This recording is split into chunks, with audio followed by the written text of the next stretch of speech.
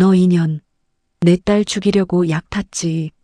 산후조리하라고 보낸 호박즙에 내년이 대체 뭘 넣은 거야. 새벽 3시에 응급실, 시어머니의 날카로운 소나기가 제 머리채를 낚아채더니 사정없이 뺨을 후려쳤습니다. 저는 터진 입술을 부여잡고 그 자리에 얼어붙고 말았죠. 침대 위에서 피를 토하며 헐떡이던 시누이는 바들바들 떨리는 손가락으로 저를 가리켰습니다. 너지. 네가 내 호박즙에 약 탔지. 불과 며칠 전까지 세상에서 가장 다정했던 시누이가 저를 살인마로 지목했습니다. 하지만 시어머니가 주신 산후조리용 제 호박즙을 매일 새벽 몰래 훔쳐먹은 건 시누이 본인이었습니다. 억울하게 범인으로 몰려 저는 핏덩이 같은 제 아이를 둔 채 경찰서 조사실로 끌려가야 했죠. 그때 시누이는 저를 완벽하게 벼랑 끝으로 밀어넣었다고 확신하며 비열한 웃음을 지었을 겁니다. 하지만 그녀가 훔쳐먹은 호박즙 속에는 차마 입에 담을 수 없는 충격적인 비밀이 숨겨져 있었습니다. 자신의 탐욕 때문에 진짜 지옥문을 제 손으로 열어버린 시누이와 시어머니. 이제 그들을 향한 숨막히는 저의 반격이 시작됩니다. 오늘의 사연 지금 시작합니다. 위장 출혈이 너무 심합니다.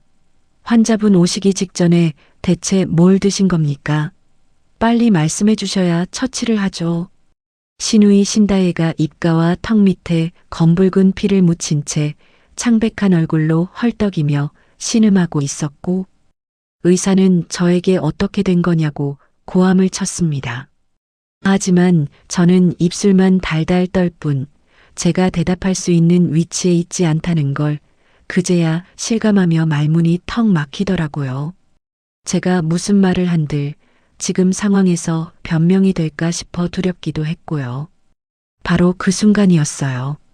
의식이 혼미해 보이던 신다혜가 링거줄을 주렁주렁 매단 오른팔을 허공으로 힘겹게 들어 올렸습니다. 피가 묻어 바들바들 떨리는 검지 손가락이 허공을 가르더니 정확히 저를 향했습니다. 너진이가 내 약 탔지. 갈라지고 피 끓는 듯한 목소리가 응급실 복도 전체에 기괴하게 울려 퍼졌습니다. 그 끔찍한 한마디에 복도를 서성이던 사람들의 시선이 일제히 저에게 꽂히며 공기가 통째로 얼어붙는 것 같았어요. 저는 그 호박즙을 입에 댄 적도 없었습니다. 오히려 시누이가 제 산후조리용 호박즙을 새벽마다 몰래 상자째 비워온 것을 똑똑히 알고 있었죠. 알면서도 가족이라 묻어두었는데 대체 왜 제가 약을 탄 사람으로 지목당하는 건지 도무지 이해할 수가 없었어요. 눈앞이 하얘지고 다리에 힘이 풀려 주저앉으려던 찰나였습니다. 쾅! 엘리베이터 문이 부서질 듯 열리는 소리가 났습니다. 고개를 돌릴 틈도 없이 슬리퍼를 짝짝이로 깨어시는 63 시어머니 윤말순이 짐승 같은 괴성을 지르며 헐레벌떡 뛰쳐나왔습니다. 윤말순은 침대 주변에 피 묻은 거즈와 딸의 참혹한 얼굴을 보자마자 완전히 이성의 끈을 놓아버렸습니다. 성큼성큼 다가온 시어머니의 억센 두 손이 순식간에 제 머리채를 거칠게 낚아챘습니다. 아! 제 비명소리가 터지기도 전에 윤말순은 제 머리를 붙잡고 응급실 복도 벽으로 강하게 밀어붙였죠. 짝! 살과 살이 부딪히는 날카로운 파열음이 병원 복도를 찢을 듯 울렸습니다. 고개가 꺾이며 입술 안쪽이 터졌고 비릿한 피맛이 입안 가득 확 번지더라고요. 너 인연. 내 딸 죽이려고 약 탔지. 산후조리하라고 챙겨보낸 호박즙에 내년이 대체 뭘 넣은 거야. 윤말순의 쩌렁쩌렁한 절규가 이어지자 지나가던 다른 환자의 보호자들과 데스크의 간호사들이 일제히 걸음을 멈추고 웅성거리기 시작했습니다. 다들 저를 향해 손가락질을 하는 것만 같았어요. 저는 뺨이 불타는 것처럼 아팠지만 정작 저를 완전히 무너뜨린 건 그깟 뺨의 통증이 아니었습니다. 제가 하루아침에 누군가를 독살하려 한 살인마로 낙인 찍혔다는 그 낯설고도 소름 끼치는 공포감이었어요. 어머님, 제 말 좀 들어보세요. 그 호박즙 형님이 제 것을 훔쳐 드신 거라고요. 저는 손도 안 댔어요. 제가 터진 입술을 달싹이며 더듬더듬 사실을 설명하려 애썼습니다. 하지만 벌겋게 핏발이 선 윤말수는 며느리의 말을 단 한 문장도 들으려 하지 않았습니다. 시끄러워. 이 며느리 탈을 쓴 살인마녀나. 내년이 우리 재산을 노리고 집안에 들어앉더니 이제 기어이 내 딸을 잡아먹으려고 들어. 신다혜가 처치실 안쪽으로 다급하게 옮겨지는 사이에도 윤말수는 저를 살인마로 몰아세우며 악을 썼습니다. 시어머니는 경찰도 없는 자리에서 혼자만의 피해자 서사를 아주 그럴듯하게 완성해 나가고 있었죠. 얼마 지나지 않아 병원 측에 연락을 받은 관할 경찰서에서 2명의 경찰관이 응급실 문을 열고 들어섰습니다. 경찰들은 흥분해서 길길이 날뛰는 윤말순과 벽에 기대어 떠는 저를 떼어놓으며 상황을 정리하기 시작했습니다.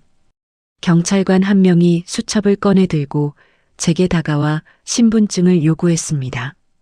경찰이 현장에서 파악한 초기 정황은 저에게 너무나도 불리했습니다.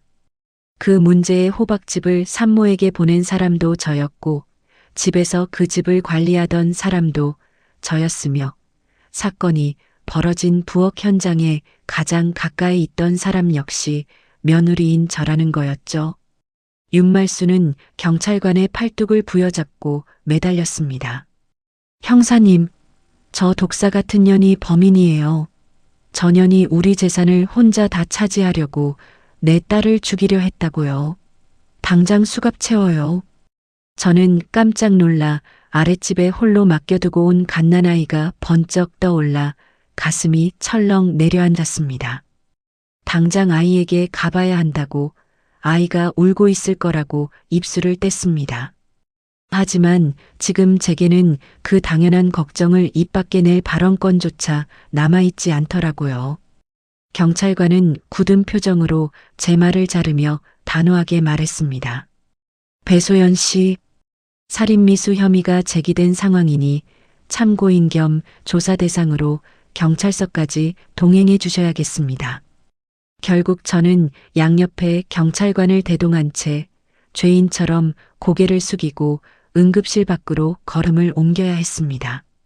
자동문을 나서기 직전 저는 마지막으로 처치실 유리문 너머를 멍하니 돌아보았습니다. 마침 분주하게 움직이는 의료진의 틈 사이로 침대에 누워 잠시 눈을 뜬 신다혜와 시선이 허공에서 딱 마주쳤어요. 그 순간 제 목덜미에 소름이 쫙 돋았습니다. 피를 토하고 생사를 오가는 사람의 눈빛이라고는 도무지 믿을 수 없었거든요. 그 눈 속에는 죽음의 공포가 아니라 아주 서늘하고 날카로운 조소가 번뜩이고 있었습니다. 마치 네가 어떻게 당하는지 똑똑히 지켜보겠다는 듯한 섬뜩한 기운이었어요. 하지만 극도의 충격과 혼란 속에 놓인 저는 그 서늘함의 정체가 대체 무엇인지 그 순간에는 도무지 붙잡을 수가 없었습니다. 타시죠. 경찰관의 무뚝뚝한 재촉에 떠밀려 경찰 승합차 뒷좌석에 탔습니다. 철컥하고 차문이 닫히는 소리가 마치 세상과 저를 단절시키는 쇳소리처럼 둔탁하게 울렸습니다. 시동이 걸리고 병원의 눈부신 불빛이 창밖으로 무심하게 멀어지기 시작했습니다. 저는 차가운 유리창에 터진 입술과 뜨거운 이마를 기댄 채 눈을 질끈 감았습니다. 내가 대체 언제부터 이 지옥의 한복판에 서 있었던 걸까? 모든 게 거짓말 같았어요. 도무지 이해할 수 없는 억울함에 숨이 턱턱 막혀왔습니다. 창밖으로는 도시의 서늘한 새벽이 서서히 밝아오고 있었습니다. 경찰차는 텅 빈 도로를 미끄러지듯 내달렸습니다. 차가운 창문의 진동이 제 뺨으로 고스란히 전해져 왔죠. 저는 어두운 차 안에서 두 손을 꽉 맞잡은 채 이 끔찍한 파멸의 덫이 대체 언제부터 짜여 있었던 건지 허망하게 창밖만 바라보았습니다. 모든 일이 시작된 것은 제가 이 집안의 며느리로 발을 들이던 3년 전 그 봄이었습니다. 상견례 자리에서부터 시어머니 윤말순의 시선은 아주 매서웠어요. 요즘 애들은 손에 물도 안 묻히려 든다지. 우리 집안은 그런 거 얄짤없다. 어머니는 식사 내내 저를 위아래로 훑어보며 대놓고 기를 죽이셨죠. 며느리를 그저 살림 미천이나 공짜 식모로 부려먹을 사람으로 보는 노골적인 계산이 그 억센 말투에 고스란히 배어 있었습니다. 결혼 후 첫 명절이 오자 시어머니의 본색은 더 확실하게 드러나더라고요. 네가 우리 집 재산 보고 들어온 거 아니냐? 내 아들 홀려서 아주 팔자 고치려고 작정을 했지. 어머니는 농담을 가장한 가시돋친 말을 시도 때도 없이 던지셨습니다. 저는 명절 내내 종일 부엌 바닥에 쪼그려 앉아 수십 장의 전을 부쳐야 했지만 어머니는 단 한 번도 허리 펴고 앉아 쉬라는 말씀을 안 하셨어요. 저는 결혼 전부터 웹툰 채색일로 밤을 새워가며 제 손으로 당당하게 밥벌이를 해온 사람이었거든요. 하지만 시댁에서는 제 그 소중한 경력조차 그저 집에서 그림 끄적이는 짓으로 폄하되며 철저히 무시당했습니다. 남편조차 어머니의 기세에 눌려 헛기침만 할 뿐 제 편을 들어주지 않았죠. 그렇게 제가 낯선 시댁이라는 공간에서 숨막히는 고립감에 빠져들어가던 무렵이었습니다. 뜻밖에도 저에게 구원의 손을 내민 사람은 바로 남편의 누나, 40살의 큰형님 신다혜였어요. 명절 부엌에서 시어머니가 제 뒤통수에 대고 또다시 목소리를 높이며 타박할 때였습니다. 엄마, 새언니 좀 앉아 쉬게 해요. 온종일 기름 냄새 맡아서 얼굴 하얗게 질린 것 좀 봐요. 큰형님은 거실에서 부엌으로 성큼성큼 걸어 들어오더니 제 손에 쥐어진 기름 묻은 국자를 휙 뺏어 들었습니다. 어머니가 못마땅한 듯 눈을 흘기셨지만 큰형님은 아랑곳하지 않고 컵에 찬물을 떠서 제 손에 쥐어주며 등을 떠밀었죠. 저는 굳은 어깨를 감싸주는 그 다정한 손길에 처음으로 이 답답한 집에서 숨 쉴 틈을 얻었습니다. 제가 처자일을 가지고 지독한 입덧으로 물 한 모금 못 넘길 때도 큰형님은 제 곁에 있어 주었어요. 큰형님은 시어머니 몰래 따뜻한 전복죽을 써서 저희 집까지 가져오셨죠. 동생, 입덧 힘든 거 나도 다 겪어봐서 알아. 이거라도 억지로 조금씩 넘겨야 해. 형님은 헬쑥해진 제 손을 꼭 쥐며 다독여 주셨습니다. 게다가 제가 출산으로 병원에 입원했을 때는 산후조리원 비용의 일부를 봉투에 담아 슬쩍 제 베개 밑에 찔러 넣어주기까지 하셨거든요. 어머니 아시면 난리 나니까 둘이만 알자. 우리 새언니 고생했는데 조리원 제일 좋은 방에서 쉬어야지. 저는 이 삭막한 집안에서 유일하게 제 편이 되어준 큰형님에게 완전히 마음을 열고 말았습니다. 형님, 정말 감사합니다. 형님 없었으면 저 진작 무너졌을 거예요. 제 진심 어린 눈물에 큰형님은 빙그레 웃으며 제 어깨를 토닥이셨죠.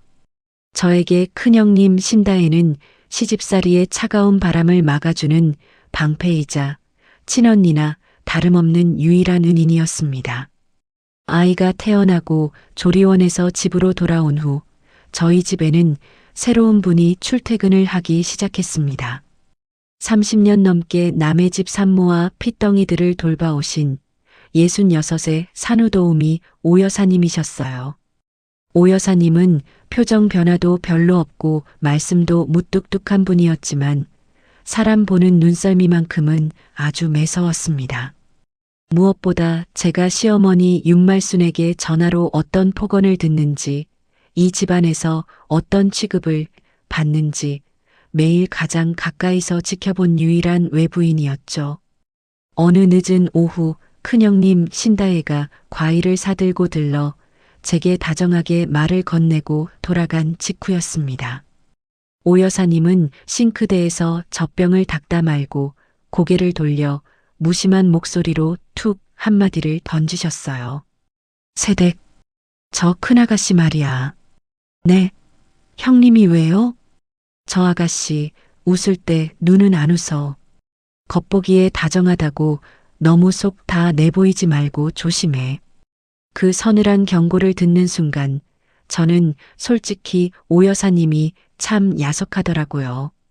저한테는 세상에서 유일한 우군인데 생판 남인 여사님이 제 가족을 의심하라고 하니 너무 서운하게 들렸거든요. 애인 여사님이 아직 저희 형님을 잘 모르셔서 그래요. 저한테 얼마나 잘해주시는데요. 저는 그저 사람 좋은 웃음으로 그 경고를 가볍게 넘겨버렸습니다. 하지만 묘하게도 오 여사님이 던진 그 묵직한 한마디는 제 머릿속 어딘가에 조용히 씨앗처럼 남았습니다. 며칠 뒤 오 여사님이 퇴근 준비를 하시며 부엌 한 구석의 빈 선반을 가리키셨습니다. 세댁, 밤에 애기랑 단둘이 있을 때 무섭지 않아? 조금 겁나긴 하죠. 남편은 늦게 오고 애가 갑자기 열이라도 날까봐 밤새 잠도 잘 못 자요. 그러면 저기 젖병 소독기 옆에 조그만 홈캠 하나 달아둬. 애기 뒤집기 하다가 이불에 눌리는 사고도 예방하고 나 없을 때 무슨 일 생기면 녹화라도 되게끔 말이야. 오 여사님의 제안은 갓난아이를 키우는 초보 엄마에게 무척 실용적이었습니다. 저는 순전히 우리 아이의 안전을 지키겠다는 마음 하나로 낙상이나 질식 사고를 대비해 작은 카메라 한 대를 주문했죠. 카메라는 오 여사님이 짚어준 젖병 소독기 옆 선반 위에 아담하게 자리 잡았습니다.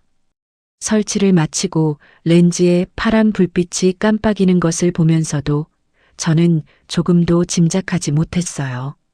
이 조그만 카메라가 훗날 우리 집 부엌에서 대체 무엇을 비추게 될지, 저를 어떻게 구원하게 될지 말이죠. 아이가 집에 오고부터 제 일상은 쉴 새 없는 수유와 기저귀 갈기, 뜬 눈으로 지새우는 밤샘으로 꽉 채워졌습니다. 그 고단하고 뼈가 삭는 듯한 나날 속에서 큰형님의 다정함은 저에게 더욱 큰 위안으로 다가왔어요. 큰형님은 퇴근길에 저희 집에 수시로 들러 칭얼거리는 아이를 품에 안고 얼으며 제 어깨를 주물러 주셨습니다. 동생, 무리하지 말고 몸조리 잘해. 여기는 내가 있으니까 아무 걱정 말고 눈 좀 붙여. 형님 피곤하실 텐데 매번 이렇게 와주셔서 어떡해요. 저 진짜 형님한테 빚이 너무 많아요. 가족끼리 빚은 무슨. 내가 든든하게 지켜줄 테니까 편하게 있어. 저는 큰형님의 그 다정한 목소리에 왈칵 눈물이 핑 돌 만큼 깊은 안도감을 느꼈습니다. 저주받은 것처럼 삭막하고 외로운 이 시댁 식구들 사이에서 제가 결코 혼자가 아니라는 위안이 저를 살게 했거든요. 그 깊은 안도감에 취해 저는 오 여사님이 남기셨던 그 매서운 경고조차 완전히 까맣게 잊어버리고 말았습니다. 하지만 저는 정말이지 꿈에도 상상하지 못했던 겁니다. 제가 굳게 믿고 기대어 잠든 그 다정함의 껍데기 안쪽에서 아주 시커멓고 차가운 무언가가 조용히 방향을 틀고 있었다는 사실을요. 가장 따뜻한 얼굴을 한 함정이 제 목을 조이기 위해 천천히 다가오고 있었던 겁니다. 아이가 태어난 지 겨우 열흘이 지난 어느 이른 아침이었습니다. 아직 붓기도 빠지지 않은 제게 시어머니 윤말순의 불호령 같은 전화가 떨어졌어요. 내일 모레 내 생일인 거 알지? 친척들 20명쯤 부를 테니까 상 부러지게 차려놔라. 저는 눈앞이 아찔해져서 무거운 배를 부여잡고 사정했습니다. 어머님, 저 아직 출산한 지 며칠 안 돼서 오래 서 있기가 힘들어요. 이번 생신은 식당에서 하시면 안 될까요? 제 간절한 부탁에 시어머니는 수화기 너머로 날카롭게 혀를 차셨습니다. 산후조리, 요즘 세상에 그런 게 어딨어. 우리 때는 애 낳고 사흘 만에 반 매러 나갔다. 꾀부리지 말고 몸 놀리면 다 낫는 거야. 전화가 끊기고 저는 망연자실해서 안방을 돌아보았습니다. 남편은 넥타이를 매며 제 시선을 슬그머니 피하더라고요. 당신도 알잖아. 우리 엄마 고집. 괜히 긁어부스럼 만들지 말고 이번 한 번만 당신이 좀 맞춰줘. 남편은 제 창백한 얼굴을 보고도 그저 귀찮은 상황을 모면하려고만 했습니다. 도와주겠다는 말 한마디 없이 서둘러 출근해버리는 남편의 뒷모습을 보며 저는 억장이 무너지는 것 같았어요. 결국 저는 퉁퉁 부은 다리를 이끌고 하루 종일 부엌에서 20명이 먹을 전을 부치고 국을 끓여야 했습니다. 손님들이 들이닥치고 잔치가 시작되었지만 저는 밥 한 숟갈 뜨지 못하고 시중을 들었죠. 프라이팬 앞에서 어지럼증이 핑 돌아 엉겁결에 뜨거운 부뚜막을 짚었을 때였습니다. 어휴, 꼴값 떨고 있네. 엄살은 아주 유난을 떨어요. 거실 상석에 앉아있던 윤말순이 저를 흘겨보며 싸늘하게 한마디를 던지셨습니다. 친척들 앞에서 대놓고 면박을 당하니 눈물이 핑 돌더라고요. 그때 제 손목을 잡아챈 사람은 큰형님 신다혜였습니다. 엄마, 새언니 얼굴 좀 봐요. 완전 사색이 됐잖아. 며느리 쓰러지면 엄마가 책임질 거야? 큰형님은 시어머니에게 쏘아붙이더니 제 앞치마를 벗겨내며 안방으로 등을 떠밀어 주셨습니다. 새언니, 뒷정리는 내가 다 할 테니까 빨리 들어가서 좀 누워. 이러다 진짜 큰일 나. 그 따뜻한 손길과 걱정스러운 눈빛에 저는 서러움이 북받쳐 안방에서 이불을 뒤집어 쓰고 엉엉 울고 말았습니다. 나를 사람 취급 안 하는 이 지옥 같은 시댁에서 오직 큰형님만이 유일한 동아줄 같았거든요. 생신상 소동이 폭풍처럼 지나가고 어느덧 아이의 100일이 다가올 무렵이었습니다. 친척들이 보내온 축하금과 제 친정 부모님이 아이 앞으로 쓰라며 붙여주신 목돈이 제법 두둑하게 모였어요. 어느 날 저녁 저희 집에 들른 신다혜가 거실 소파에 앉아 아주 자연스러운 얼굴로 제안을 했습니다. 새언니, 애 이름으로 적금 하나 든든하게 들어줄게. 내가 이율 좋은 은행을 꽉 잡고 있잖아. 내 통장에 잠깐 모아서 한 번에 묶어놓자. 저는 저를 3년간 지켜준 큰형님을 털끝만큼도 의심하지 않았습니다. 오히려 아이를 생각해주는 마음이 고마워서 축하금과 친정에서 온 돈 전부를 그 자리에서 신다혜의 계좌로 덜컥 유치해 버렸죠. 그때 곁에 앉아 텔레비전 채널을 돌리던 남편은 아무런 제지도 하지 않았습니다. 누나가 돈 관리는 확실하니까 누나한테 맡겨. 당신은 그런 거 잘 모르잖아. 남편은 누나의 말이라면 파트로 매주를 쓴다 해도 믿는 사람이었으니까요. 저는 남편의 말까지 더해지니 아무런 의심 없이 귀한 아이의 목돈을 큰형님 손에 넘겨주었습니다. 그게 제 발등을 찍는 짓인 줄은 정말 꿈에도 몰랐거든요. 며칠 뒤 저는 조심스럽게 큰형님에게 전화를 걸었습니다. 형님, 저번에 말씀하신 적금 통장 말인데요. 확인차 사본만 사진으로 한번 볼 수 있을까요? 수화기 너머로 한참 동안 침묵이 흐르더니 신다혜의 목소리가 확 차가워졌습니다. 아유, 그걸 뭘 확인해? 새언니, 지금 나 못 믿어? 내가 애 돈 떼먹을까봐 그래. 큰형님이 어찌나 서운한 티를 팍팍 내시는지 제가 다 쩔쩔매며 사과를 하게 되더라고요. 아니에요, 형님. 그런 뜻이 아니라 그냥 아이 첫 통장이라 기념으로 보고 싶어서. 됐어. 나중에 한꺼번에 보여줄 테니까 재촉하지 마. 나도 바쁜 사람이야. 전화는 뚝 끊겼고 저는 유일한 우군을 의심한 못된 재수 씨가 된 것 같아 가슴이 무거웠습니다. 미안함에 짓눌린 저는 그날 이후로 적금의 적자도 다시는 입 밖에 꺼내지 못했습니다. 바로 그 무렵부터 저희 집 냉장고에서는 아주 기이한 일이 벌어지기 시작했습니다. 산후 회복을 위해 제 친정 어머니가 다려 보내주신 보양식과 비싼 즙들이 밤새 조금씩 그러나 눈에 띄게 사라지는 겁니다. 처음에는 제가 수유하느라 밤중에 몽유병처럼 무심코 꺼내 먹은 줄 알았어요. 하지만 하루가 다르게 사라지는 속도가 너무 빨라서 덜컥 겁이 나더라고요. 그러던 어느 새벽이었습니다. 아이가 칭얼거려 분유를 타려고 비몽사몽간의 어두운 부엌으로 나갔을 때였죠. 불도 켜지 않은 새까만 부엌 한가운데 냉장고 문만 활짝 열린 채 누군가 서 있었습니다. 퍼르스름한 냉장고 불빛에 비친 실루엣은 다름 아닌 큰형님 신다혜였어요.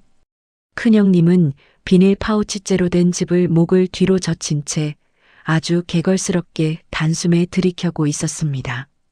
그 모습이 어찌나 기괴하고 다급해 보이던지 저도 모르게 헉 하고 숨을 들이켰습니다. 형님? 여기서 지금 뭐 하세요? 제 목소리에 신다혜는 흠칫 어깨를 크게 떨더니 허둥지둥 빈 껍질을 등 뒤로 감췄습니다. 하지만 이내 언제 그랬냐는 듯 너무나 태연하고 사람 좋은 얼굴로 웃더라고요. 아, 자다가 목이 너무 말라서 잠이 안 오네. 이거 새언니 거지? 미안, 내가 너무 갈증이 나서 하나만 먹을게.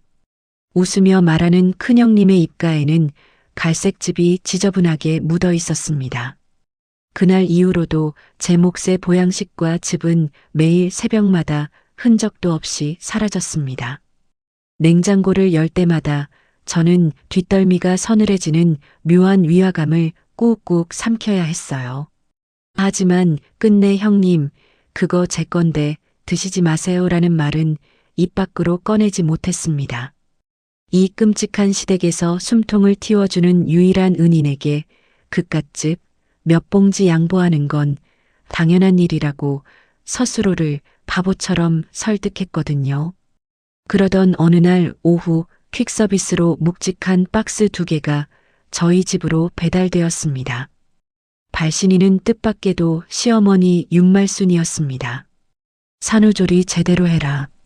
비싼 거니까 남기지 말고 다 챙겨 먹어. 상자 안에는 산모 붓기 빼는데 좋다는 최고급 호박즙이 가득 들어 있었습니다. 평소 저를 눈엣 가시로 여기며 엄살 떨지 말라던 시어머니의 갑작스러운 호의에 저는 어리둥절했어요. 저는 이 과분한 호의마저 큰형님 신다혜가 어머니에게 제 칭찬을 해준 덕분이라고 찰떡같이 믿었습니다. 하지만 그 기대가 무색하게 그 비싼 호박즙 역시 제가 채 한 봉지를 뜯어 맛도 보기 전에 사라지기 시작했습니다. 신다혜가 새벽마다 저희 집 냉장고를 뒤져 상자째 훔쳐가듯 비워버렸거든요. 저는 시누이가 유독 제 호박즙에 병적으로 집착하며 밤마다 손을 대는 모습이 어쩐지 기분 나쁘고 마음에 걸렸습니다. 하지만 그 징그러운 집착의 진짜 이유가 무엇인지 그 호박즙이 훗날 저를 어떤 지옥불로 밀어 넣을지 그때는 짐작조차 하지 못했죠. 산모가 먹어야 할 귀한 몫이 하나둘 다른 사람의 탐욕스러운 입속으로 넘어가는 사이 제 삶에서는 돈도 음식도 그리고 인간으로서의 존중도 아주 조용히 모래알처럼 빠져나가고 있었습니다. 호박즙이 매일 밤 쥐도 새도 모르게 사라지던 그 기묘한 며칠 사이였습니다. 웹툰 채색일을 하며 모니터 앞에 미세한 색감과 캐릭터의 근육 움직임까지 집요하게 관찰해 온 제 눈에 처음으로 큰형님 신다혜의 완벽한 다정함 속에 숨겨진 섬뜩한 균열이 잡히기 시작했어요. 어느 날 오후 저희 집에 놀러 온 신다혜가 거실 소파에 앉아 아이를 어르고 있을 때였습니다. 큰형님이 무심코 탁자 위에 커피잔을 들어 올리는데 컵 손잡이를 쥔 그 손끝이 눈에 띄게 바르르 떨리고 있었습니다. 마치 수전증 환자처럼 미세하고 불규칙한 떨림이었죠. 게다가 베란다 창문을 열어두어 서늘한 실내였는데도 큰형님의 이마와 콧등에는 식은땀이 번들번들하게 배어 있었습니다. 얼굴빛은 밀랍처럼 헬쑥하고 창백한데 허공을 응시하는 두 눈동자만은 이상하리만치 번뜩이고 있었어요. 마치 무언가에 쫓기거나 심하게 금단 증상을 겪는 사람처럼 불안해 보였습니다. 저는 걱정스러운 마음에 다가가 물었습니다. 형님, 어디 안 좋으세요? 얼굴이 백지장이신데 식은땀을 그렇게 흘리세요. 그러자 신다혜는 커피잔이 달그락거릴 정도로 심하게 손을 떨더니 지나치게 빠른 속도로 쏘아붙이듯 대답했습니다. 아니. 아침에 빈속에 커피를 너무 진하게 마셔서 그래. 아무렇지도 않아. 큰형님은 제 시선을 황급히 피하며 떨리는 두 손을 서둘러 소파 쿠션 아래로 푹 찔러 넣어 감춰버리더라고요. 그 부자연스럽고 과장된 손짓을 보는 순간 제 머릿속에 아주 오랫동안 잊고 있었던 오 여사님의 경고가 서늘하게 되살아났습니다. 저 큰아가씨, 웃을 때 눈은 안 웃어. 조심해. 그동안은 한기로 흘려들었던 그 말이 이제야 비로소 무슨 뜻인지 짐작이 갈 것 같아 등골이 오싹해졌습니다. 며칠 뒤 소름 끼치는 발견은 아주 우연한 기회에 찾아왔습니다. 신다혜가 어제 저희 집에 벗어두고 간 회색 카디건을 세탁기에 넣으려고 주머니를 무심코 뒤집었을 때였어요. 카디건 안쪽 깊숙한 주머니에서 작고 묵직한 비닐봉지 뭉치가 툭 떨어졌습니다. 주워보니 상표도 성분표도 전혀 적혀 있지 않은 새하얀 약봉지 여러 개가 테이프로 둘둘 말려 있더라고요. 조심스럽게 봉지를 뜯어보니 안에는 알약들이 가득 들어 있었습니다. 하지만 일반적인 처방약 특유의 각인이나 영문 식별 문자가 전혀 없었어요. 모양과 크기, 색깔만 아주 어설프게 통일된 그야말로 정체를 알 수 없는 소름 끼치는 알약들이었습니다. 저는 불길한 예감에 심장이 쿵쾅거리고 손이 바들바들 떨렸습니다.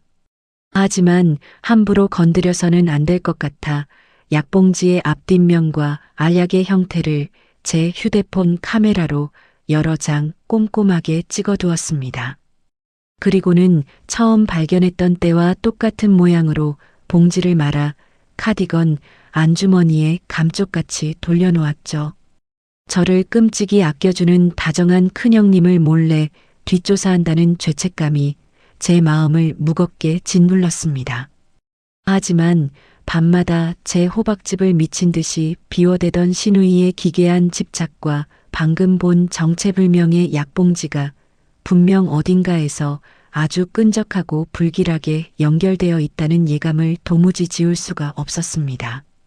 제가 아이의 예방접종을 위해 아기띠를 메고 잠시 집을 비운 사이였습니다. 저희 집에서 두 정거장 떨어진 상가 건물의 한 낡은 약국에서는 제 불길한 예감과 정확히 맞닿은 아주 은밀하고도 위험한 대화가 오가고 있었습니다. 약국 조제실 안쪽 30대 후반의 약사참이라는 주변을 불안하게 두리번거리며 목소리를 한껏 낮춘 채 수화기를 붙들고 있었습니다. 그녀의 얼굴은 며칠 밤을 새운 사람처럼 초췌했죠. 언니, 나 진짜 이제 더는 못 대줘요. 요즘 보건소 단속이 얼마나 심한 줄 알아요? 나 이러다 정말 면허 날아가고 쇠고랑 찬다고요. 참이라니 애원하듯 속삭였지만 수화기 너머 신다혜의 목소리는 얼음장처럼 차갑고 냉혹했습니다. 야, 참이란. 네가 예전에 나한테 진 빚이 얼만데 이제 와서 발을 빼. 내 남편 사업 망했을 때 내가 막아준 돈은 벌써 잊었니? 딱 이번 달까지만 내가 말한 양대로 맞춰서 조용히 넘겨. 신다혜는 후배의 약점을 쥐고 무자비하게 협박하며 전화를 툭 끊어버렸습니다.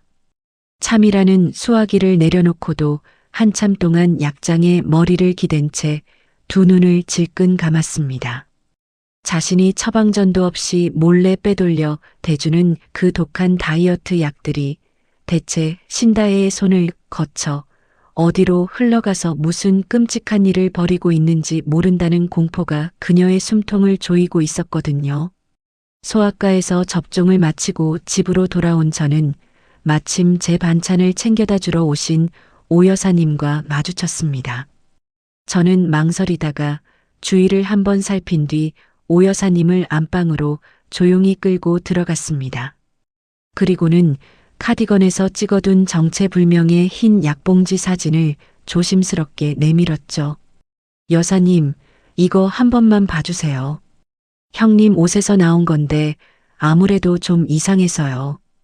오 여사님은 미간을 찌푸리며 돋보기를 고쳐 쓰시고는 제 휴대폰 화면을 아주 한참 동안 뚫어지게 들여다보셨습니다. 이내 오 여사님의 얼굴이 무겁게 가라앉았습니다. 세댁, 이거 정상적인 병원 약이 아니야. 불법으로 조제했거나 뒤로 빼돌린 약이야. 이런 걸 상표도 없이 몰래 감춰두고 먹는 사람은 겉과 속이 다르고 뭔가 엄청나게 구린 걸 감추고 있는 사람이라고. 오 여사님의 낮고 단호한 목소리에 저는 등줄기를 타고 차가운 얼음물이 흘러내리는 것처럼 서늘해졌습니다. 하지만 그때까지만 해도 저는 신우이를 향한 3년간의 깊은 믿음을 한 번에 완전히 놓아버리지는 못하고 갈팡질팡하고 있었습니다. 그날 저녁 퇴근길에 또다시 저희 집에 들른 신다혜는 그 어느 때보다 다정하게 굴었습니다. 제 아이를 품에 꼭 안고 얼으며 저를 향해 세상에서 가장 따뜻한 미소를 지어 보였죠. 동생, 요즘 얼굴이 영말이 아니다. 혼자 애 보느라 뼈가 삭지? 내가 곁에 있으니까 아무 걱정 말고 오늘은 방에 들어가서 푹 쉬어. 형님의 그 꿀 발린 다정한 목소리와 낮에 보았던 수전증 환자처럼 떨리던 손끝, 그리고 사진 속의 불길한 하얀 약봉지가 제 머릿속에서 도무지 하나의 그림으로 포개지지 않아 미칠 것만 같았습니다. 대체 어느 쪽이 진짜 신다혜의 얼굴이란 말인가? 신다혜가 돌아가고 밤이 깊었을 때 저는 부엌불을 끄고 서 있다가 문득 고개를 들었습니다. 아기 안전을 위해 오 여사님이 달아주셨던 젖병 소독기 옆에 작은 홈캠이 정확히 부엌 전체와 냉장고 앞을 비추고 있다는 사실이 그제야 퍼뜩 떠오르더라고요. 파랗게 깜빡이는 작은 렌즈 불빛을 가만히 올려다보며 저는 마른 침을 꿀꺽 삼켰습니다. 3년이라는 긴 시간 동안 제가 바보처럼 굳게 믿어 의심치 않았던 다정함의 표면 아래로 무언가 소름 끼치도록 끔찍한 진실이 서서히 그 시커먼 형체를 갖추어가고 있었습니다. 그 불길한 예감이 채 정리되기도 전인 며칠 뒤 밤이었습니다. 그날 저녁 따라 신다혜는 유독 안절부절 못하며 평소보다 오래 저희 집에 머물렀어요. 큰형님은 베란다 창문을 꼭 닫고 나가서 시어머니 윤말순과 아주 낮은 목소리로 긴 통화를 이어갔습니다. 무슨 말을 나누는지는 유리문에 막혀 들리지 않았지만 통화를 마치고 거실로 돌아온 신다혜의 표정은 어딘가 무서운 결심을 굳힌 사람처럼 아주 단단하고 서늘해 보이더라고요. 저는 피곤함에 지쳐 아이를 재우고 곧장 안방으로 들어가 잠이 들었습니다. 바로 그 새벽 부엌에서 그 참혹한 사건이 터졌습니다.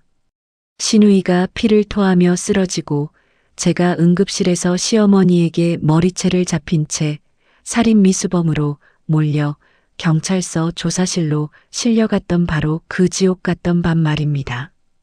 경찰서 조사실에서 뜬 눈으로 꼬박 밤을 지새운 저는 이튿날 오후가 되어서야 일단 귀가를 허락받을 수 있었어요.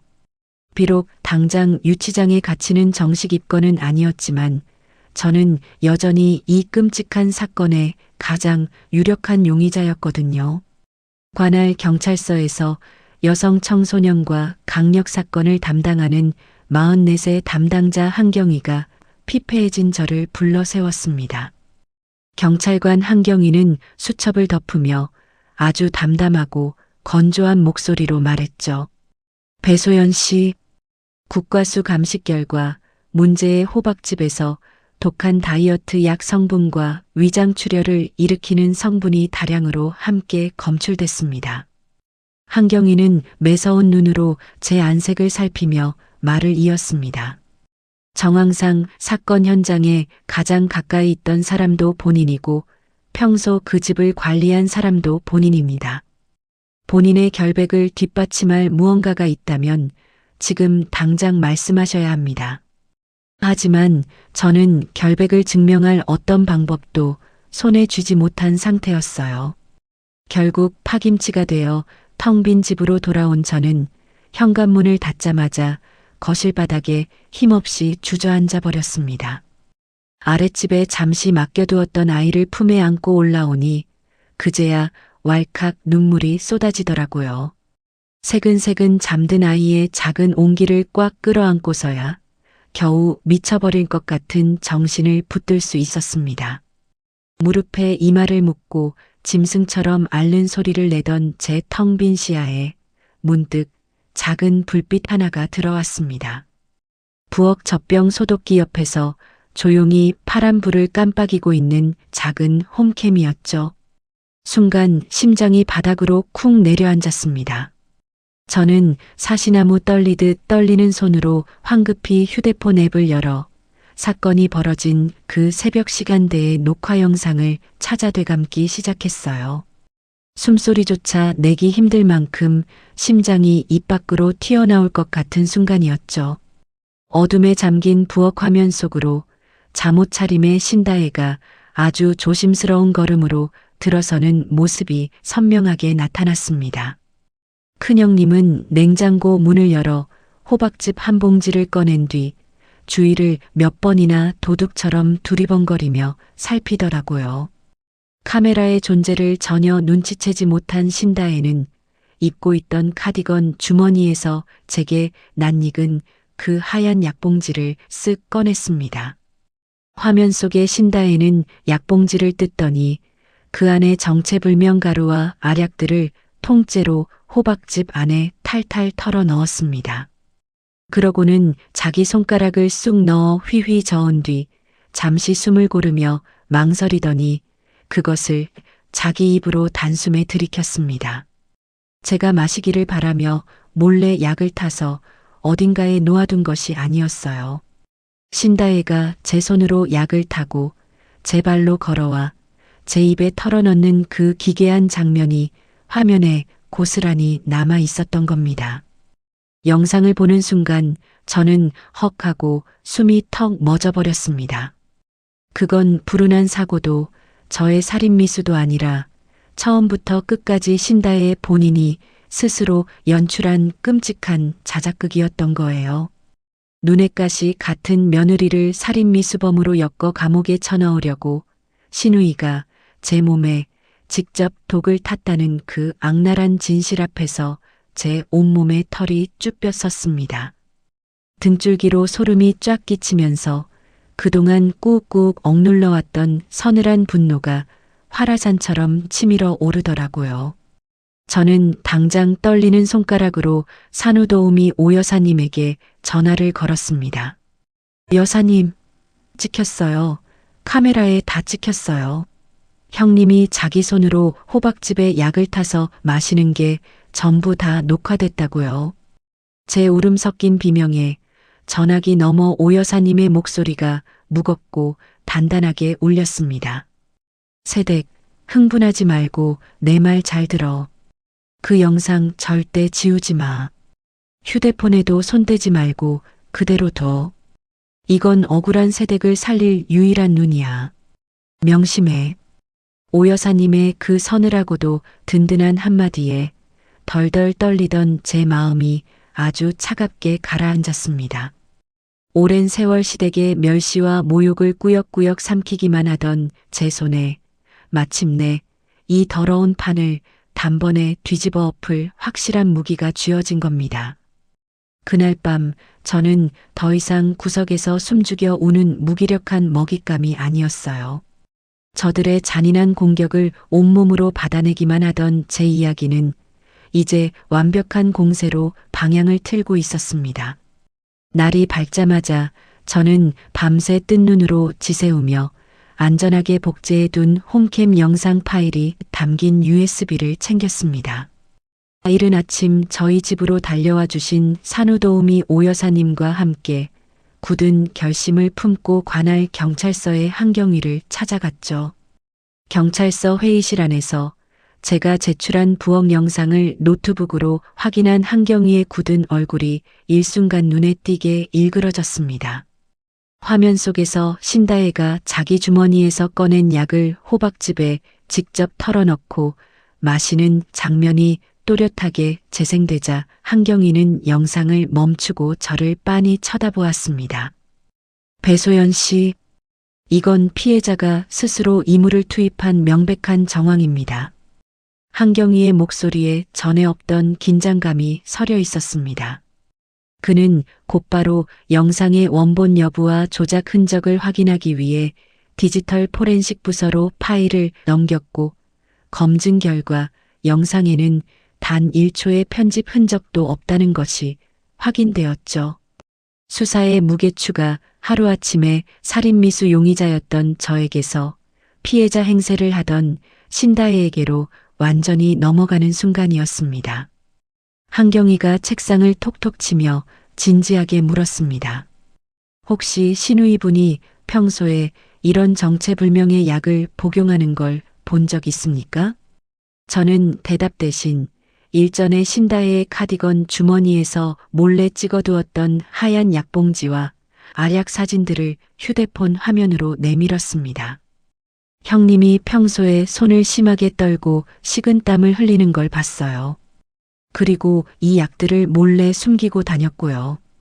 이 지점에서 제 삶을 옥죄고 있던 첫 번째 판이 아주 처참하게 뒤집혔습니다. 3년 동안 지옥 같은 시댁에서 유일한 우군이라고 친언니처럼 굳게 믿고 의지했던 신다혜. 그녀가 사실은 처음부터 저를 파멸시키기 위해 아주 치밀하고 악랄하게 거미줄을 친 설계자였다는 소름 끼치는 진실이 낱낱이 드러난 겁니다. 시어머니가 제게 막말을 퍼부을 때 다정하게 국자를 뺏어가던 그 따뜻한 손도 병원에서 조리원비를 슬쩍 보태주며 감동을 주던 그 호의도 다 거짓말이었습니다. 새언니, 지금 나 못 믿어? 라며 서운한 표정을 짓던 그 완벽한 연기조차 제 눈을 가리고 방심하게 만들기 위한 아주 정교하고 치밀한 미끼였던 거예요. 한경위의 끈질긴 보강조사 끝에 신다혜가 이런 미친 자작극을 벌인 추악한 동기가 마침내 수면 위로 그 윤곽을 드러냈습니다. 동기는 바로 돈, 재산이었습니다. 시댁에는 시어머니 윤말순 명의로 된 알짜배기 상가 건물이 하나 있었고 그 건물은 오래전부터 며느리인 저와 제 남편 앞으로 증여될 몫으로 정해져 있었어요. 하지만 겉으로는 번지르르해 보였던 신다혜는 사실 이혼 후 홀로 살며 도박과 빚에 쪼들려 밑빠진 독처럼 허덕이고 있었습니다. 그녀는 제 부부에게 갈 그 상가 건물을 통째로 가로채고 싶어 했던 거죠. 며느리를 신우이 독사를 시도한 파렴치한 살인미수범으로 만들어버리면 남편과의 이혼은 당연한 수순이고 재산분할 분쟁에서도 저를 아주 바닥까지 매장해버릴 수 있다고 치밀하게 계산했던 겁니다. 한경위의 요청으로 저는 그 길로 은행으로 달려가 아이 명의의 적금 계좌를 확인했습니다. 새언니, 내가 애 이름으로 이율 좋은 적금 들어줄게라며 신다혜가 호기롭게 가져갔던 제 아이의 축하금과 친정에서 온 목돈. 은행 창구 직원이 내민 거래 내역서를 보는 순간 저는 눈앞이 새까매져서 다리가 픽 꺾일 뻔했습니다. 아이 앞으로 모아준다던 그 피 같은 돈은 단 한 푼도 예치되지 않았어요. 그 목돈은 제 통장에서 빠져나가자마자 신다혜의 사채빚과 리볼빙을 막는 여러 대부업체 계좌로 갈갈이 찢겨 흩어져 버린 뒤였습니다. 다정하고 따뜻한 줄만 알았던 큰형님의 넉넉한 웃음 뒤에 웅크리고 있던 것이 인간의 온기가 아니라 저를 씹어먹으려는 냉혹한 짐승의 탐욕이었다는 사실 앞에서 저는 온몸이 사시나무처럼 떨렸습니다. 3년 동안 제가 유일하게 기대어 견뎌온 그 모든 다정한 시간들이 사실은 제 목을 치기 위해 천천히 조여오던 덫이었음을 깨닫자 배신감을 넘어선 영혼 밑바닥까지 얼어붙는 듯한 깊고 서늘한 공포가 저를 삼켜버렸습니다. 옆에서 제 창백한 얼굴을 말없이 지켜보던 오 여사님이 제 차가운 손을 꽉 쥐어주셨습니다. 새댁이 멍청해서 당한 게 아니야. 저 여자가 인간의 탈을 쓰고 짐승짓을 한 악랄한 괴물인 거지. 그 단단하고 낮은 위로의 목소리에 저는 꾹 참고 있던 눈물을 후두둑 쏟아내고 말았습니다. 한경희는 확보한 홈캠 영상과 참혹한 계좌 내역을 근거로 이 사건을 단순 살인 미수가 아닌 무고와 사기 사건으로 성격을 완전히 재검토하겠다고 밝혔습니다. 저는 그제야 비로소 세상의 무거운 저울이 제 결백 쪽으로 기울기 시작하는 것을 느꼈어요. 하지만 한경희는 서류를 넘기며 아주 신중하게 한 가지 의문을 남겼습니다. 다만 영상만으로는 아직 채워지지 않는 구멍이 있습니다. 신다혜 씨가 며느리를 모함하려 했다 해도 대체 왜 위장 출혈로 진짜 목숨이 위태로울 만큼 위험한 자작극을 벌였는지, 그리고 저 정체불명의 약이 정확히 무엇인지가 아직 규명되지 않았습니다. 저는 그 의문의 입술을 깨물었습니다. 카디건 속 정체불명의 약봉지, 수전증처럼 떨리던 형님의 손, 밤마다 제 호박즙을 개걸스럽게 비워대던 기괴한 집착이 여전히 하나의 완벽한 퍼즐로 맞춰지지 않고 있었거든요.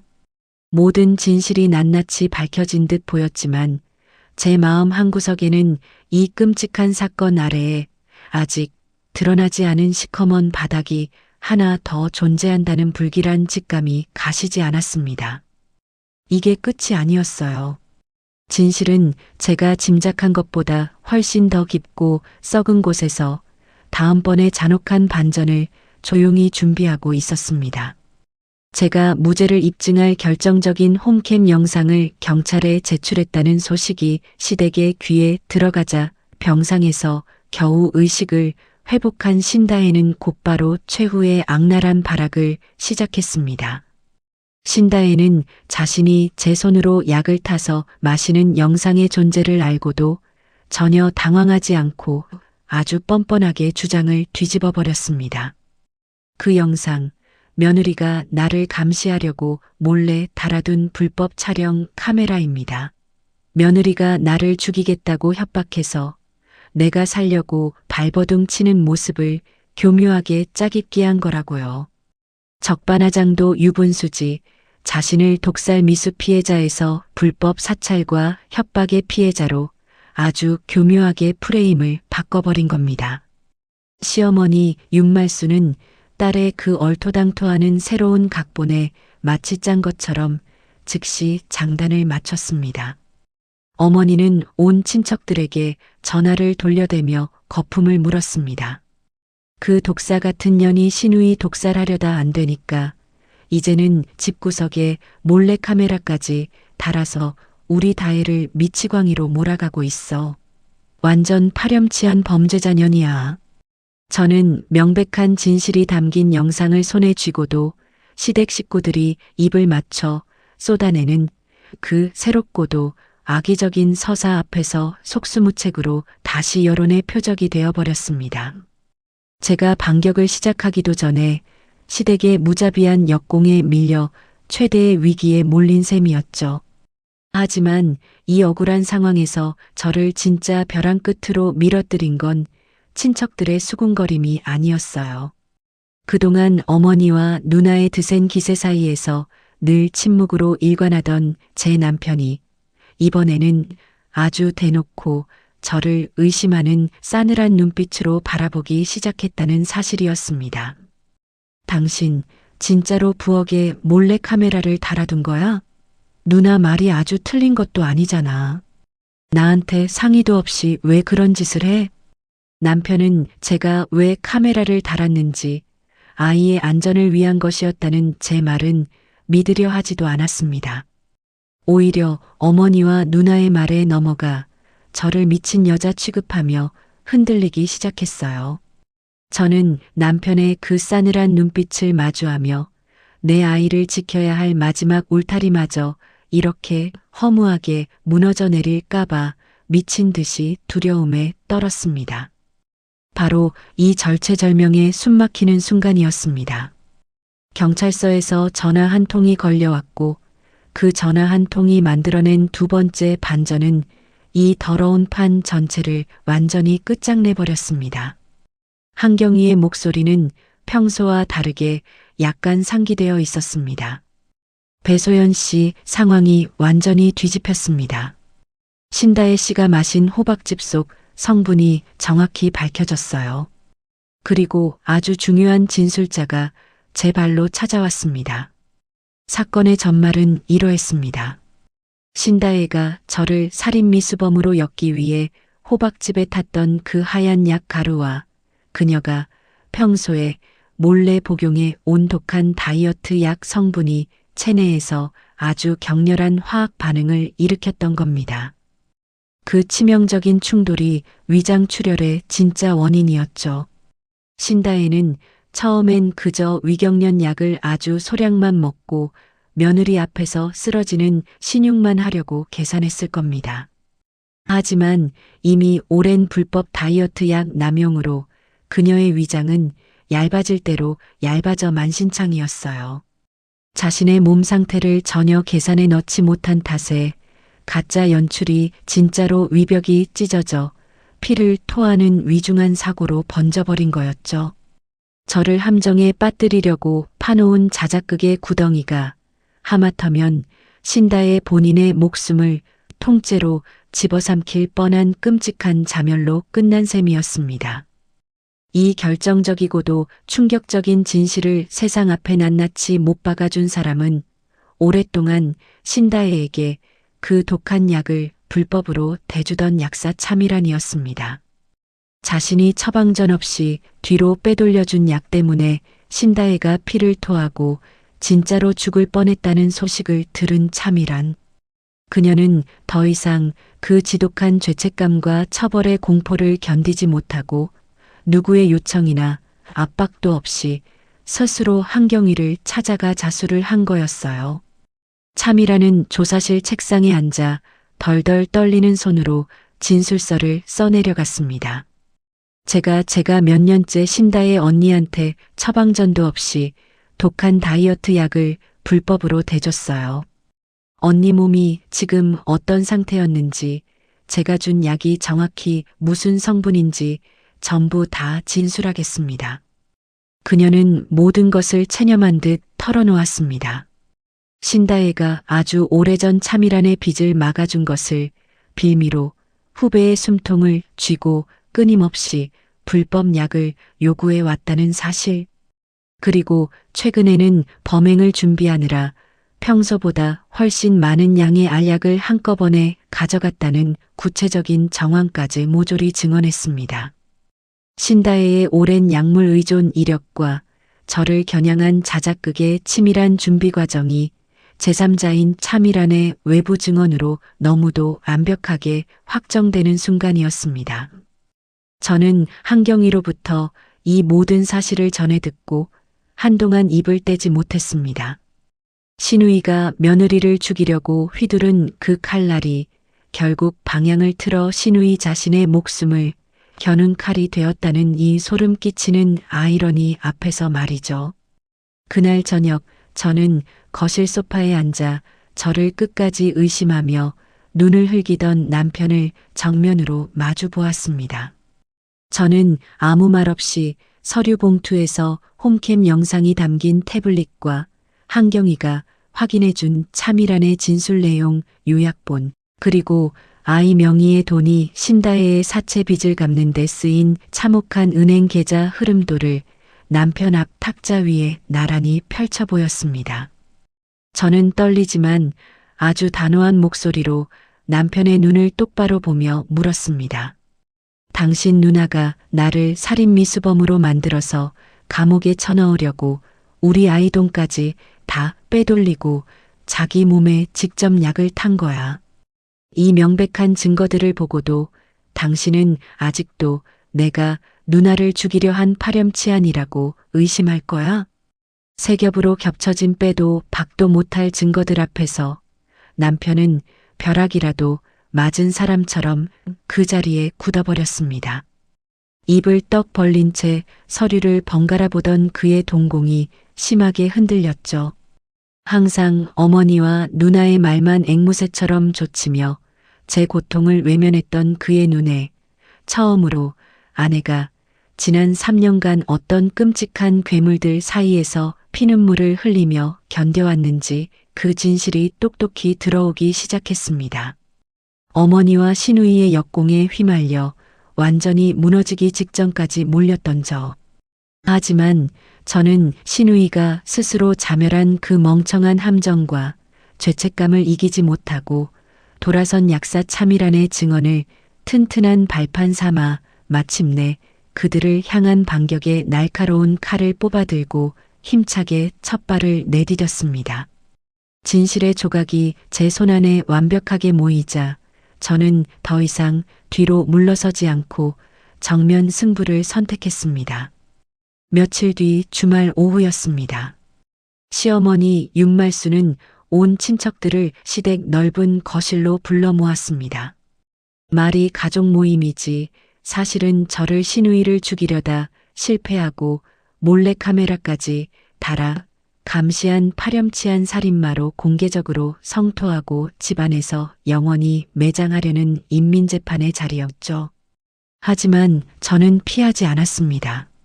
오히려 윤말순이 제 무덤으로 파놓은 바로 그 자리를 저의 통쾌한 반격 무대로 3기로 단단히 벼르고 걸어 들어갔거든요. 3년간 억울함과 모욕을 그저 꿀꺽꿀꺽 삼키기만 하던 제가 처음으로 먼저 판을 짜고 당당하게 문을 열고 들어선 겁니다. 제 곁에는 이 끔찍한 시간들을 가장 가까이서 지켜본 산후도우미 오 여사님이 아주 든든한 바위처럼 버티고 서주셨습니다. 그리고 제 요청을 받은 관할 경찰서의 한경위가 현재까지의 수사 경과를 공정하게 확인해 줄 참고인 자격으로 배석을 허락받아 거실 한 구석에 자리를 잡고 앉아 있었습니다. 거실에는 큰아버지, 작은 어머니 할 것 없이 친척들이 빈틈없이 빼곡하게 앉아 있었습니다.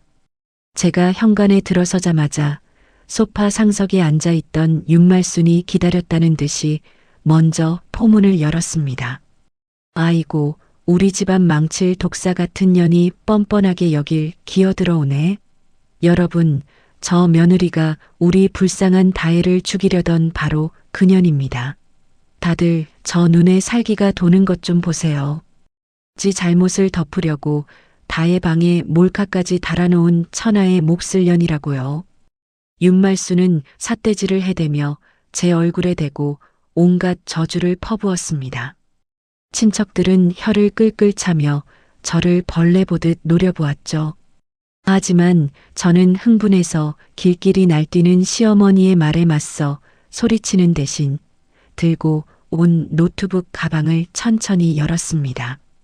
아주 침착한 손놀림으로 노트북을 거실벽에 걸린 커다란 텔레비전 화면에 연결했습니다. 어머님, 100마디 말보다 그날 새벽 부엌에서 무슨 일이 있었는지 직접 화면으로 보여드릴게요. 재났고 단호한 한마디와 함께 마우스 클릭 소리가 울렸고 텔레비전 화면이 환하게 켜졌습니다. 어둠에 잠긴 부엌 영상이 재생되기 시작했습니다. 잠옷 차림의 신다혜가 냉장고를 열고 도둑처럼 주변을 살피더니 제 카디건 주머니에서 하얀 약봉지를 꺼내는 모습. 그 약봉지를 털어 제 호박즙에 넣고 손가락으로 휘휘 저은 뒤 자기 입으로 단숨에 들이켜는 그 기괴한 장면. 그 모든 과정이 거실의 대형 화면을 통해 온 친척들의 눈앞에 낱낱이 아주 날 것 그대로 폭로되었습니다. 조금 전까지 저를 향해 손가락질하며 수군거리던 친척들의 얼굴에서 순식간에 핏기가 싹 가셨습니다. 마치 단체로 귀신이라도 본 것처럼 경악한 표정이었죠. 조금 전까지 소란스럽던 거실은 누군가의 숨소리조차 들리지 않을 만큼 꽁꽁 얼어붙어 버렸습니다. 저는 화면을 멈추고 이번에는 가방에서 약사참이라니 직접 쓴 자필 진술서 사본을 꺼내 들었습니다. 신다의 형님은 오랜 기간 처방전도 없이 아주 독한 불법 다이어트 약에 의존해 왔습니다. 이 진술서는 그 약을 대주던 약사가 직접 경찰서에 와서 자수한 내용입니다. 형님은 저를 쫓아내려고 위경련을 일으키는 약을 자기 손으로 타 마셨다가 평소에 먹던 그 불법 약물과 충돌해서 진짜로 위가 찢어지고 출혈을 일으킨 겁니다. 저를 죽이려던 덫에 자기가 걸려 넘어진 거라고요. 저는 또박또박 단 한 글자도 흔들림 없이 진술서의 핵심을 낭독했습니다. 그리고 마지막으로 은행에서 떼어온 거래 내역서를 친척들 앞에 쫙 펼쳐 보였습니다.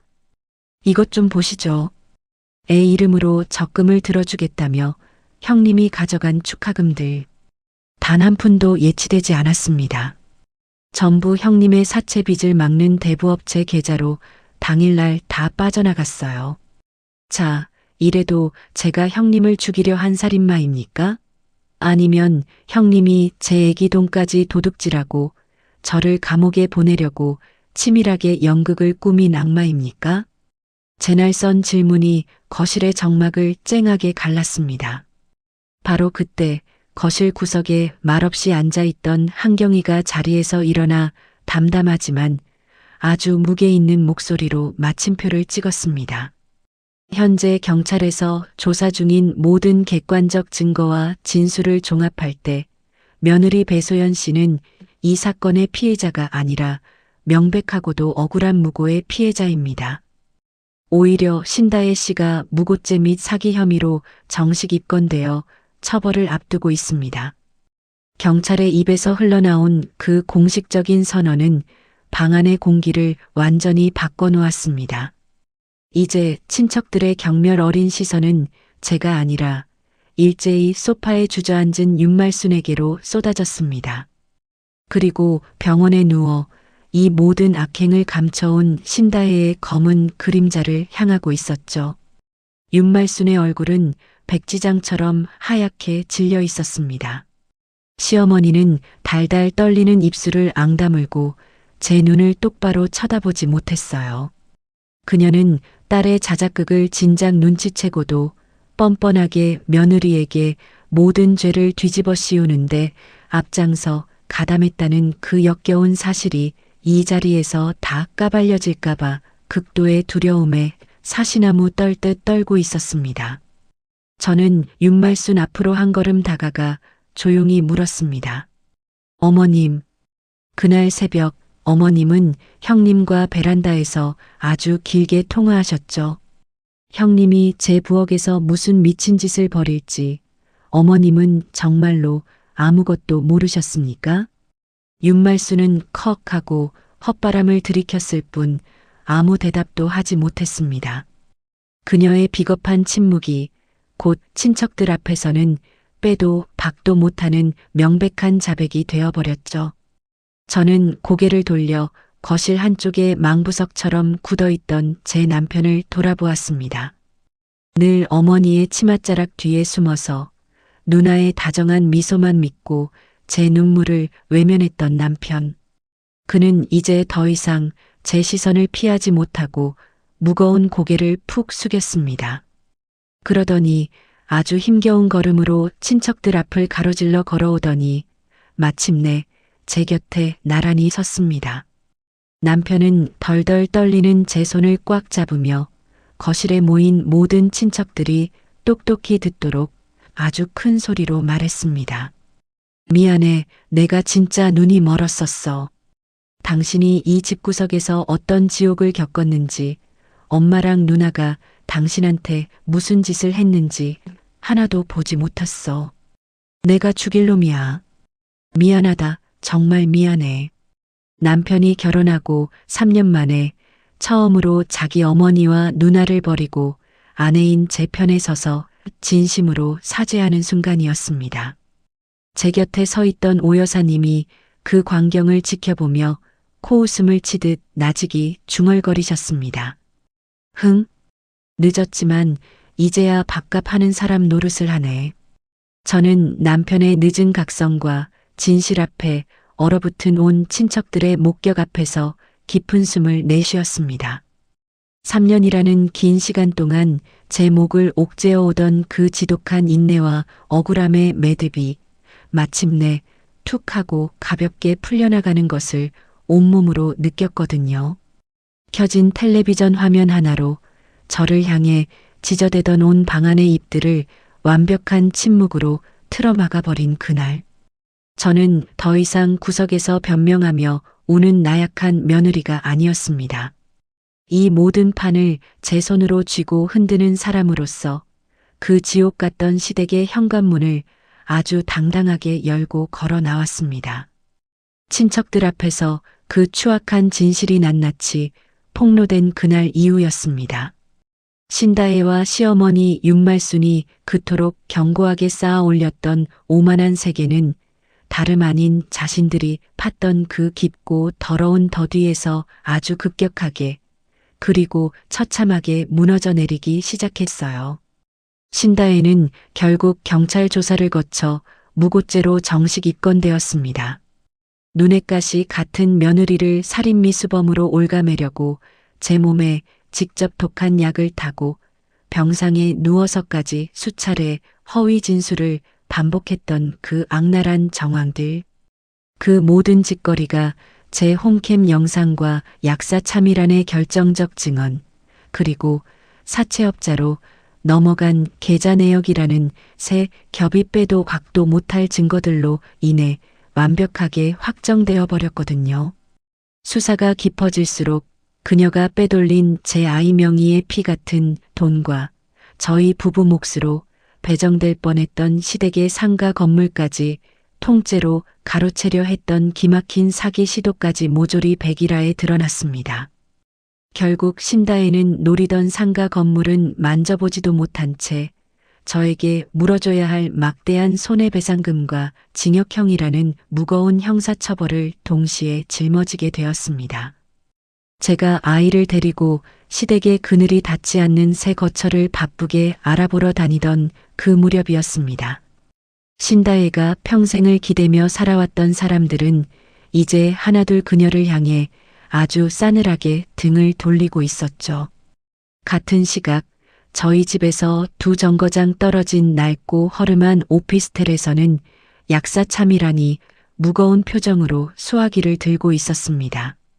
그동안 과거의 빚 때문에 어쩔 수 없이 신다혜의 협박에 질질 끌려다니며 불법 약을 대주던 참이란은 마침내 마지막 통화로 그 지긋지긋한 관계의 끈을 완전히 끊어내고 있었어요.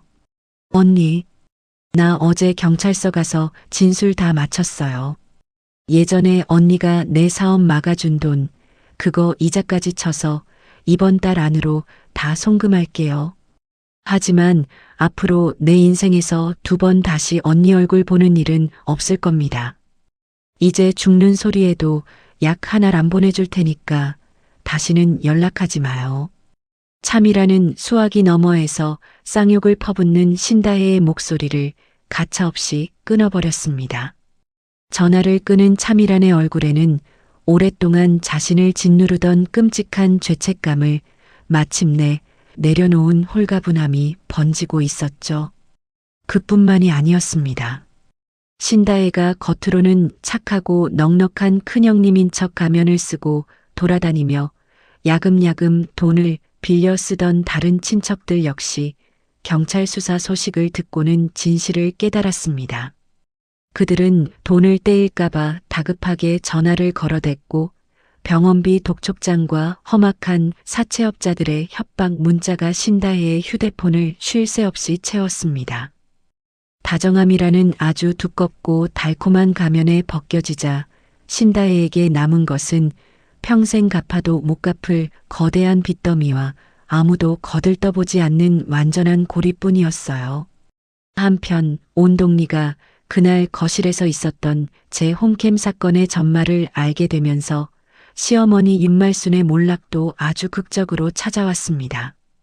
윤말순에게는 그 몰락이 그녀가 평생 가장 두려워하고 끔찍하게 여기던 방식으로 다가왔죠. 평생 남의 시선과 자기 체면이 목숨보다 중요했던 윤말순. 이제 그녀의 이마에는 딸의 미친 자작극을 다 알고도 죄 없는 며느리를 살인마로 몰아붙인 독사 같은 시어머니라는 시뻘건 낙인이 찍혀버렸습니다. 그 소문은 친척들을 넘어 동네 이웃들에게까지 걷잡을 수 없이 빠르게 번져나갔고 아무도 그 불길을 막을 수 없었어요. 제가 남편과 함께 시댁에 남아있던 제 마지막 짐을 빼러 그 동네 골목을 지나던 저녁이었습니다.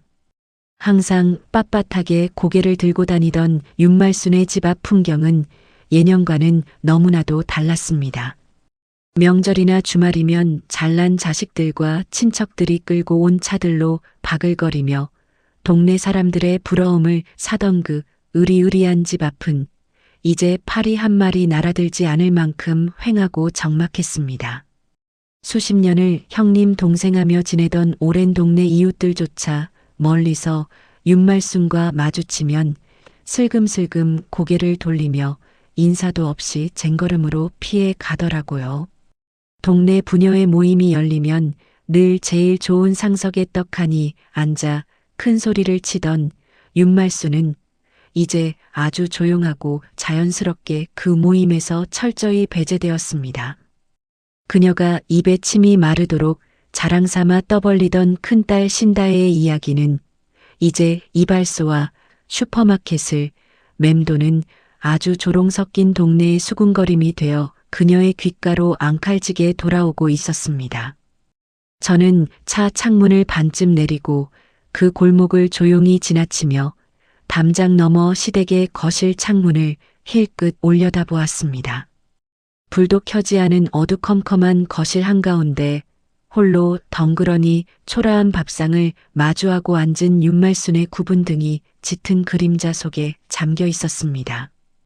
윤말순은 텅 빈 구속수사를 받으러 떠난 딸의 빈방을 향해 고개를 돌렸습니다.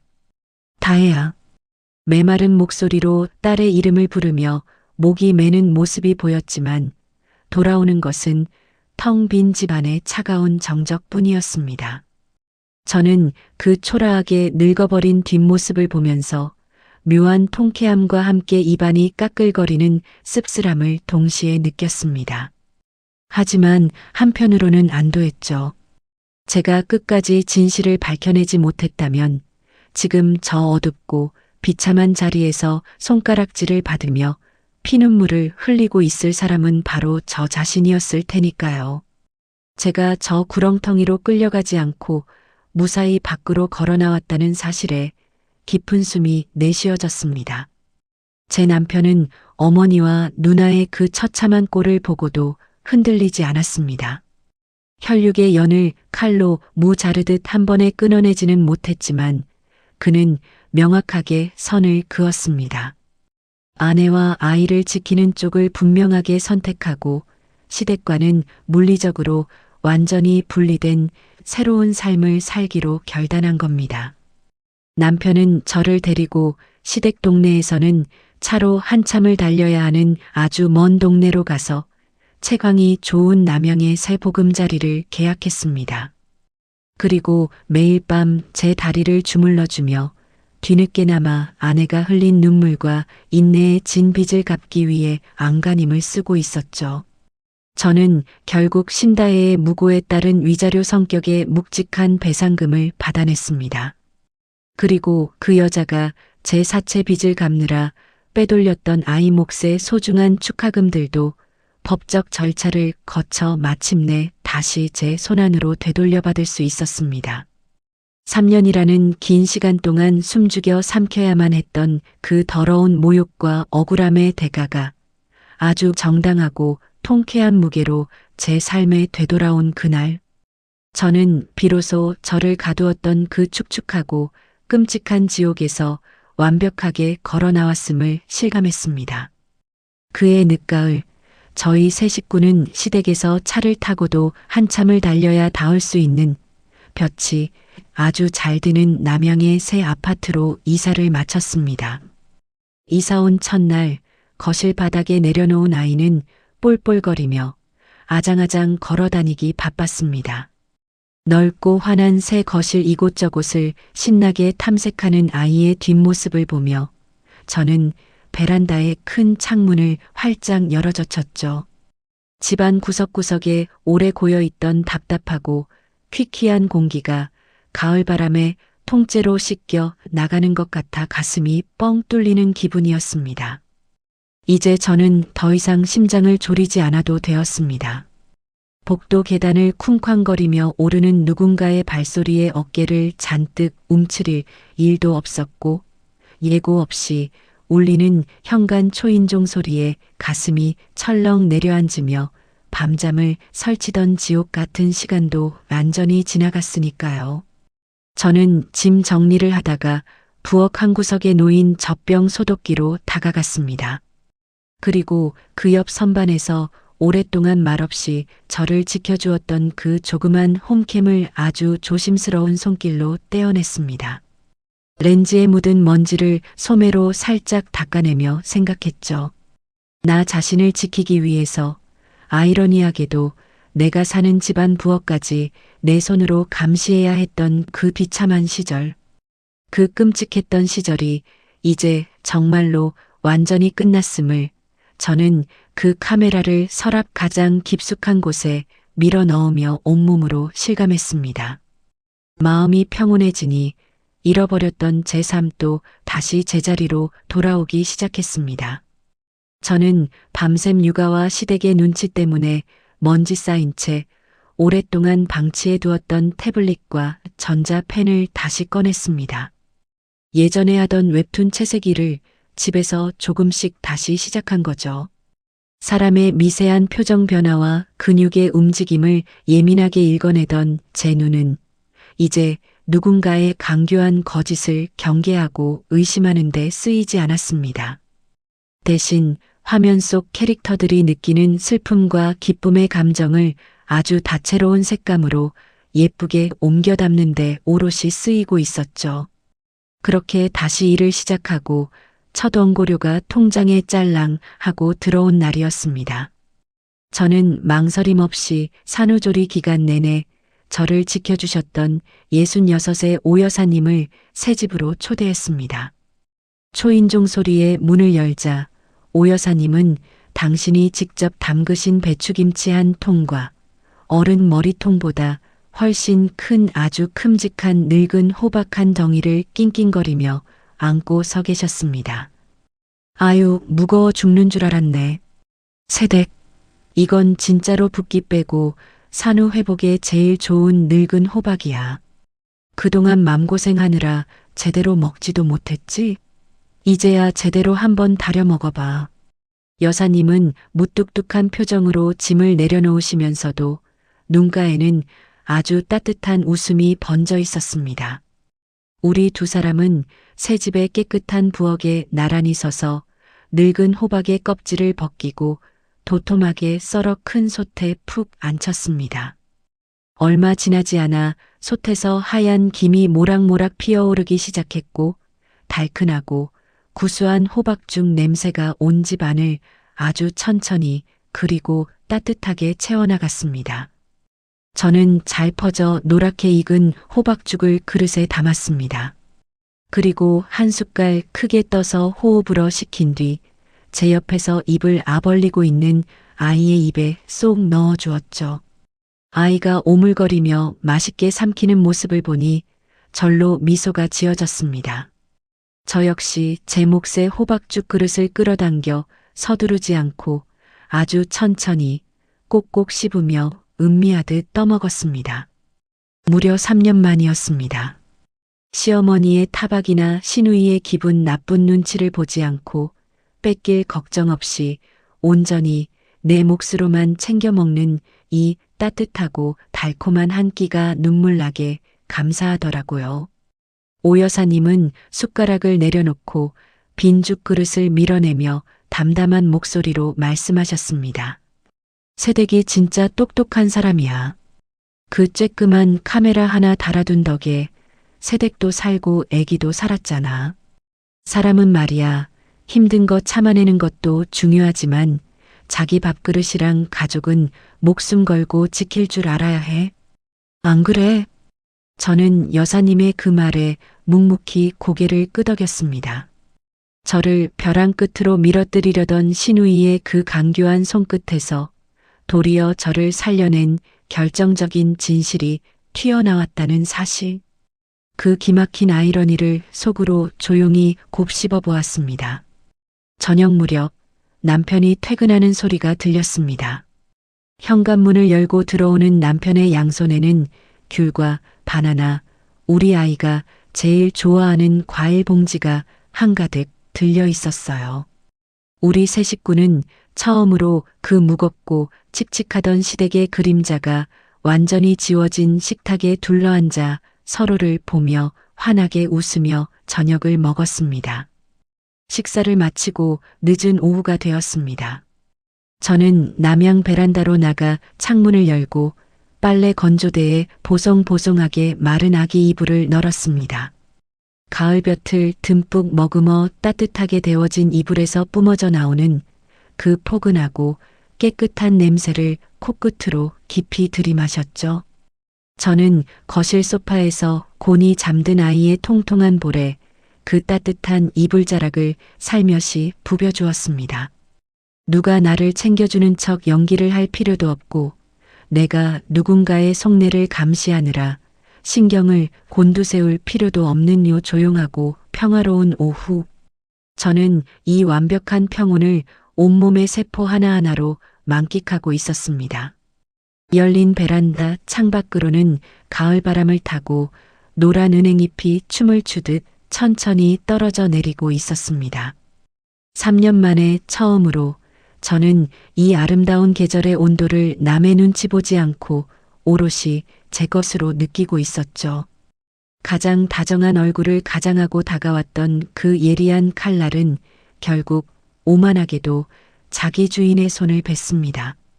반면 억울함을 묵묵히 참아내며 기회를 엿보았던 그 차가운 진실은 마지막 순간까지 흔들림 없이 제 편에 서주었거든요. 저는 볕이 환하게 쏟아지는 거실 한가운데 서서 잠든 아이를 가슴에 꼭 끌어안았습니다. 누구보다 홀가분해진 마음으로 저는 나직하지만 아주 분명하게 웃으며 제 인생의 새로운 계절을 향해 당당하게 문을 열어젖혔습니다. 여러분, 오늘의 사연 어떻게 들으셨나요? 겉으로는 세상에서 가장 다정한 척 웃고 있었지만 그가면 뒤에서 며느리를 감옥에 보내고 돈을 가로채려 했던 시누이의 소름 끼치는 두 얼굴. 그리고 남을 해치려다 도리어 자기 목숨을 잃을 뻔하며 자멸해버린 결말을 보며 역시 뿌린 대로 거둔다는 옛말이 하나도 틀리지 않다는 것을 다시금 깨닫게 됩니다. 가족이라는 이름으로 꾹꾹 참고 견디기만 했던 주인공의 시간들이 참 길고 억울하게 느껴졌지만 진실은 결코 거짓의 어둠 속에 묻히지 않았습니다. 선의를 가장한 위선이 잔인한 칼날이 되어 돌아왔을 때 무너지지 않고 끝까지 맞서 싸운 주인공에게 뜨거운 위로와 응원의 박수를 보내고 싶습니다. 이제는 지옥 같았던 과거의 상처와 억울함을 모두 훌훌 털어버리고 따뜻한 볕이 드는 새 집에서 사랑하는 아이와 함께 온전한 평안과 행복만을 누리며 살아가기를 진심으로 바랍니다. 이야기를 끝까지 들어주신 분이 계시다면 잘 들었다고 댓글 하나만 남겨주세요. 감사합니다.